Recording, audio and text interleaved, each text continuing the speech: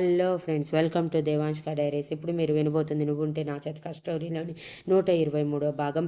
మహి బయటికి వెళ్ళేసరికి రుద్ర తన కార్ని రోడ్ మీద పరుగులు పెట్టించడం చూసి నవ్వుకుంటూ వదినని చాలా మిస్ అయినట్టున్నాడు అని అనుకుని తను కూడా ఇంట్లో వాతావరణం ఎలా ఉంది, మనుషుల పొజిషన్ ఎలా ఉంది చూడాలి అన్న ఆతృతతో రుద్ర వెనకే బయలుదేరాడు.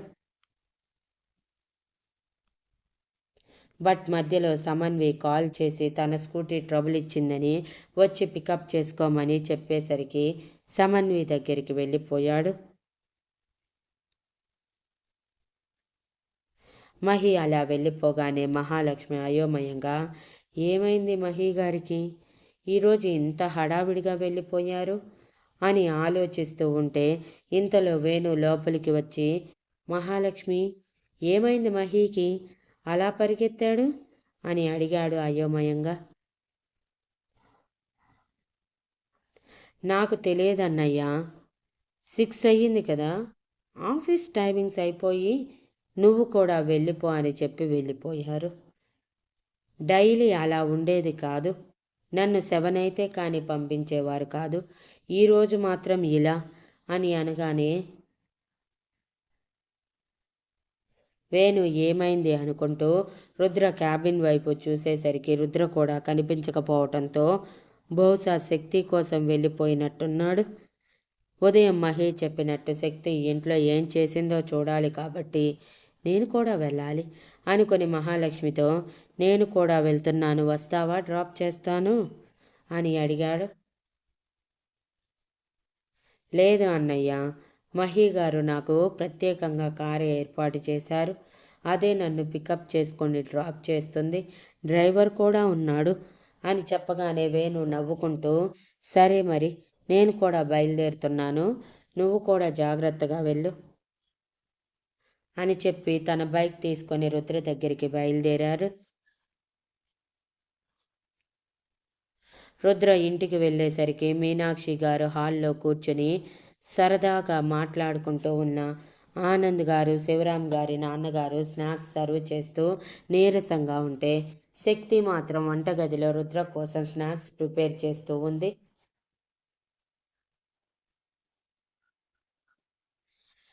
తన మనసు చెప్పిందేమో రుద్ర వచ్చాడని. హడావిడిగా కిచెన్లో నుంచి బయటికి వచ్చి తన కోసమే చూస్తూ ల్యాప్టాప్ బ్యాగ్తో హాల్లోనే నిలబడి ఉన్న రుద్రని చూసి, వచ్చేశారా అని సంతోషంగా తన దగ్గరికి వెళ్ళి చేతిలో ఉన్న ల్యాప్టాప్ బ్యాగ్ తీసుకొని, వెళ్ళి ఫ్రెష్ అయ్యండి, స్నాక్స్ ప్రిపేర్ చేశాను, తిందురు అని అంది. నువ్వే స్నాక్స్ తీసుకొని మన రూమ్కి రా అని చెప్పి రూమ్కి వెళ్ళిపోతూ మధ్యలో ఆగి, బాగున్నారా తాతయ్య, అమ్మమ్మ అని శివరాం తల్లిదండ్రుల్ని అడిగాడు.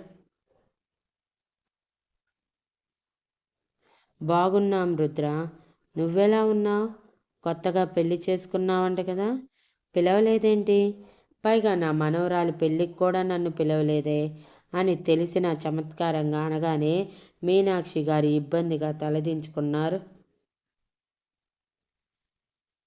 రుద్ర నవ్వుతూ, అన్నీ హడావిడిగా అయిపోయాయి తాతయ్య, మిమ్మల్ని పిలిచే టైం లేదు, అందుకే పిలవలేదు, పైగా పిలిచిన మిమ్మల్ని ఇక్కడ సగౌరవంగా చూసే వాళ్ళు లేరు కదా అని మీనాక్షి గారి వైపు షార్ప్గా చూసి చెప్పి,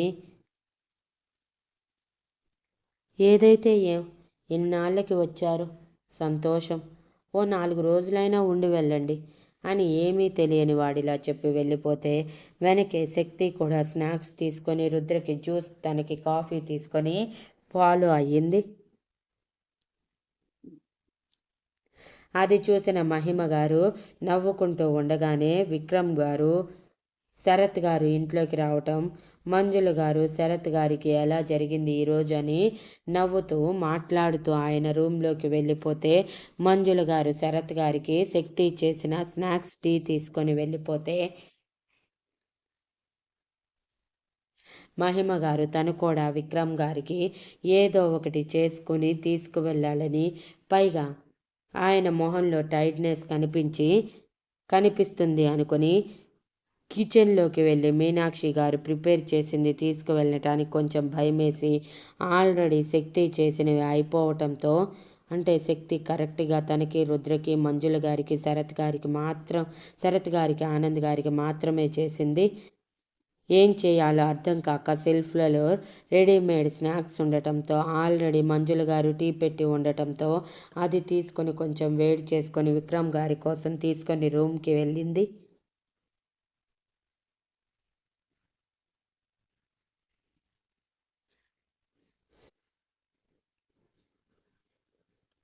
శక్తి రూమ్కి వెళ్ళేసరికి రుద్ర తన కోట్ విప్పి పక్కన పడేసి శక్తి కోసమే వెయిట్ చేస్తూ ఉన్నవాడు కాస్త శక్తి రాగానే తన చేతిలో ట్రే తీసి పక్కన పెట్టి దగ్గరికి లాక్కొని తన పెదవుల మీద తన మిస్సింగ్ ఫీలింగ్ అంతా తెలిసేలా ముద్దు పెట్టి ఐ మిస్ యూ స్వీటీ, ఒక్కరోజుకే ఇలా ఉంటే నువ్వన్న నెల రోజులు ఎలా గడపాలి అని బెంగగా అన్నాడు.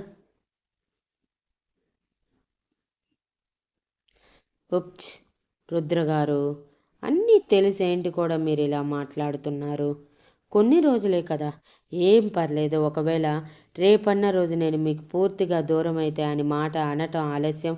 రుద్ర చేయి విసురుగా శక్తి చెంపని లైట్గా తాకి, నోరు అసలు కుదురుకుండదే నీకు? ఎందుకు ఇలా పిచ్చి పిచ్చి వాగుడు వాగి నాకు కోపం తెప్పిస్తావు అని అరిచాడు.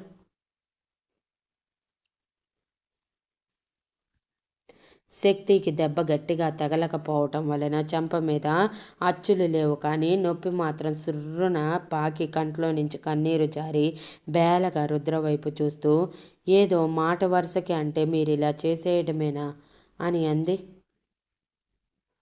మాట వరుసకు కూడా ఇంకొకసారి ఇలా అనకు అని సీరియస్గా చెప్పి శక్తిని వదిలేసి వాష్రూమ్లోకి వెళ్తూ ఉంటే రుద్ర కోపంగా ఉన్నాడని తెలిసి ఇప్పుడు కదిలిస్తే మళ్ళీ కొడతాడని తెలిసినా సరే ఆ కోపం తగ్గించడానికి శక్తి బిక్కుబిక్కుమంటూ వెనకే వెళ్ళి వాష్రూమ్ డోర్ క్లోజ్ చేసేలోపు దూరి తనని గట్టిగా హత్తుకొని, సారీ రుద్రగారు, ప్లీజ్ ఇలా వచ్చి రాగానే మూడ్ ఆఫ్ అవ్వకండి, మిమ్మల్ని ఇలా చూడలేను అని అంది.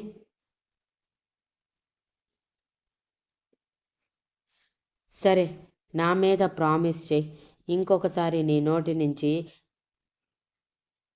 నా నుంచి దూరం అన్న పదం రాదు అని.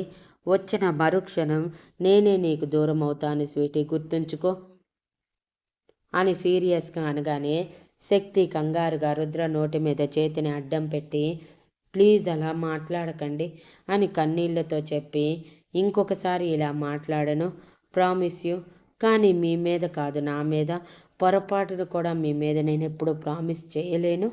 అలా చేసిన ప్రమేయం లేకుండా ఏదైనా జరిగితే అలా జరిగినప్పుడు మీకేమైనా అయితే తట్టుకునే బ్రతికే శక్తి నాకు లేదు అని ఎమోషనల్గా అంది.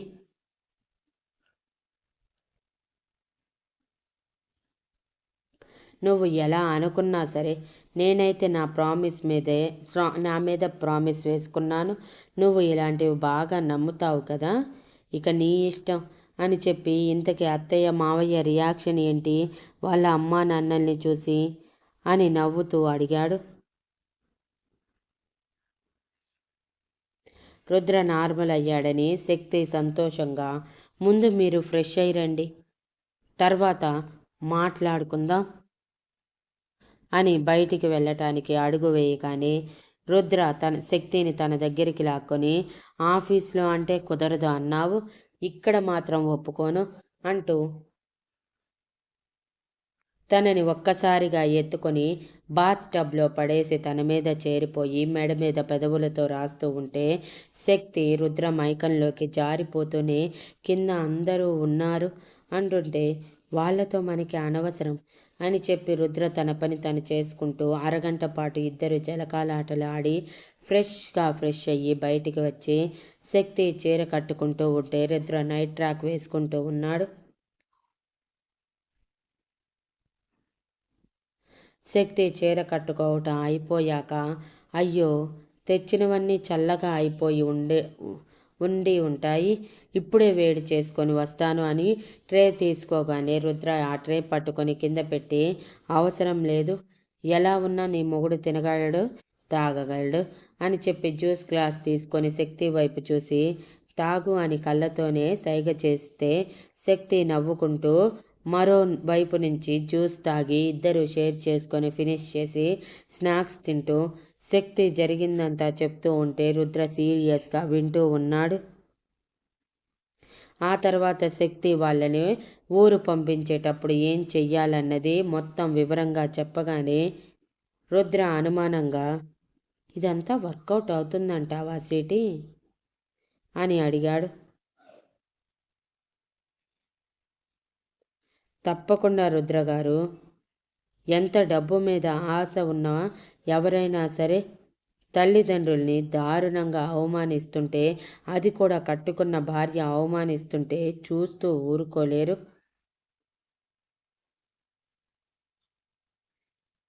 నాకు తెలిసి ఖచ్చితంగా బాబాయ్ రియాక్ట్ అవుతాడు. ఆ రియాక్ట్ అయిన టైంలోనే ఇదంతా చెయ్యాలని ఫిక్స్ అయ్యాను. రియాక్ట్ అవ్వకపోయినా పెద్ద నష్టమేమీ లేదులేండి. నేను అనుకున్న పని అయితే ఖచ్చితంగా జరిగి తీరుతుంది. మీరు చూస్తూ ఉండండి అని కాన్ఫిడెంట్గా అనగానే నేను అదే కోరుకుంటున్నాను అని అన్నాడు. సరే ఇక కిందకి వెళ్దామా అని అడిగి రుద్ర సరే అనగానే ఇద్దరూ కలిసి కిందకి వెళ్ళారు.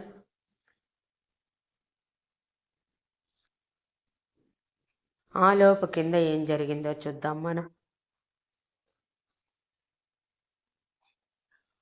వేణు ఇంటికి వచ్చేసరికి మీనాక్షి గారు వాటర్ తీసుకొని అది కూడా వీల్ చైర్లో తీసుకువచ్చి తన అత్తయ్యకి మావయ్యలకి ఇస్తూ కళ్ళు పెద్దవి చేసి, నేను చూస్తుంది నిజమేనా అని కళ్ళు నులుపుకుంటూ మరీ చూసి, నిజమని రూఢి అయ్యాక ఒక్కరోజు శక్తి ఇంట్లో ఉంటే ఇన్ని మార్పులా అని ఆశ్చర్యంగా అనుకుంటూ ఆనంద్ గారి దగ్గరికి వెళ్ళి, గుడ్ ఈవినింగ్ తాతయ్య, ఎలా ఉన్నారు అని నవ్వుతూ అడిగాడు. మొన్నే కదరా కలిసింది, ఆలోపే ఏమైపోతాను, శక్తి వల్ల ఇప్పుడు ఇంకా ప్రశాంతంగా ఉన్నాను అని నవ్వుతూ చెప్పి శివరాం తల్లిదండ్రుల్ని పరిచయం చేయగానే, నమస్తే తాతయ్య నానమ్మ అని వాళ్ళ కాళ్ళకి నమస్కారం చేసి చెప్పగానే వేణు మర్యాదకి ముచ్చటపడి, అబ్బాయి చూడ ముచ్చటగా ఉన్నాడు, మన ఊర్లో తెలిసిన అమ్మాయికి సంబంధాలు చూస్తున్నారు, నచ్చితే చెప్పు పెళ్లి చేసేద్దాం, ఇది అమ్మాయి ఫోటో అని అంటూ ఆయన స్మార్ట్ ఫోన్లో ఫోటో చూపిస్తూ ఉండగానే వేణు అవాక్కయ్యి చూస్తూ ఉంటే, ఇంతలో సమన్వి లోపలికి వచ్చి, ఆ ఛాన్స్ లేదులే తాతయ్య, ఆల్రెడీ ఆ ఒడ్డు పొడుగు ఉన్నవాడిని నేను బుక్ చేసుకున్నాను, అతని మీద హోల్ అండ్ సోల్ రైట్స్ నాకు మాత్రమే ఉన్నాయి అని కోపంగా వేణు వైపు చూసి చెప్పి, ఎలా ఉన్నారు తాతయ్య అమ్మమ్మ అని అడిగింది. వెనకే ఉన్న మహి నవ్వుతూ వేణు వైపు చూసేసరికి వేణు సమన్వి వైపే చూస్తూ సైట్ కొట్టుకుంటూ ఉన్నాడు. వేణు మహి వేణు దగ్గరగా వెళ్ళి, మరీ ఇంత సొల్లు కార్చకు, అందరూ ఇక్కడే ఉన్నారు అని అనగానే వేణు సర్దుకొని మహి వైపు కోపంగా చూశాడు. ఇంతలో మీనాక్షి గారు కోపంగా, అదేంటి సమన్వి, నువ్వెక్కడ, ఈ వేణు ఎక్కడ, మన ఆస్తిపాస్తులు ఏంటి, ఈ వేణు ఏంటి, అనాథని పెళ్లి చేసుకుంటావా, అంత అవసరం ఏమొచ్చింది నీకు, కావాలంటే మీ అన్నయ్య నీకు కోటీశ్వరిని తీసుకువచ్చి అంగరంగ వైభవంగా పెళ్లి చేసి నిన్ను మరో సామ్రాజ్యానికి మహారాణిని చేస్తాడు అని ఉక్రోషంగా అంది. వాళ్ళకి కూడా ఇవ్వని మర్యాద వాల్యూ వేణుకి ఇవ్వటం వలన ఈర్ష్యతో.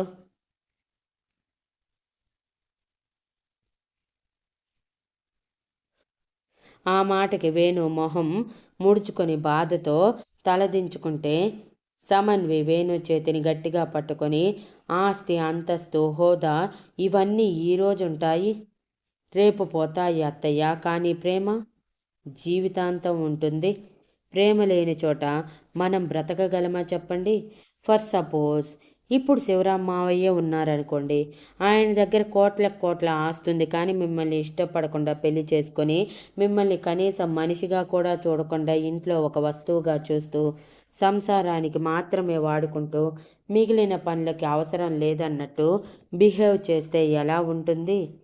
లైక్ మహిమ పెద్దమ్మల అని కోపంగా అంది.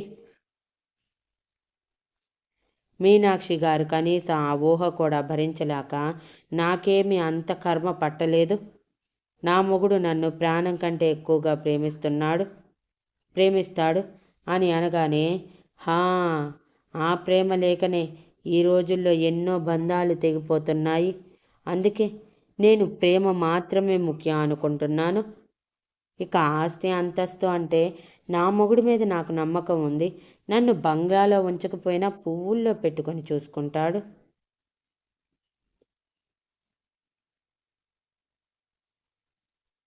చిన్న లోటు కూడా జరగనివ్వడు. అంతకుమించి ఒక ఆడపిల్లగా నాకేం అవసరం అని చెప్పి, నువ్వు రా బావా, అడ్డమైన వాళ్ళ బాటలు పట్టించుకోవాల్సిన అవసరం లేదు అంటూ వేణు చేతిని పట్టుకొని లాక్కొని తన రూమ్కి తీసుకొని వెళ్ళిపోయింది.